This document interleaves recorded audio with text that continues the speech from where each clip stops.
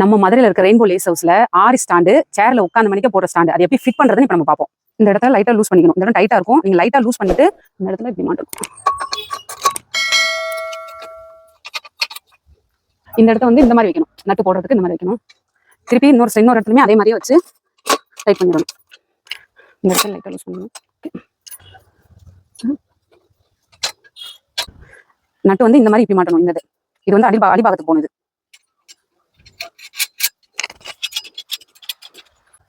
இது வந்து நம்ம ஹைட்டுக்கு ஏற்ற மாதிரி எவ்வளவு தூரம் வேணும் அப்படின்றது நம்ம ஹைட்டுக்கு ஏற்ற மாதிரி செட் பண்ணிட்டு அட்ஜஸ்ட்மெண்ட் பண்ணிக்கலாம். இது ஏற்றிட்டு இந்த இடத்த டைட் பண்ணிடணும். நீ டைட் பண்ணீங்கன்னா ஸ்ட்ராங் இந்த வந்தது.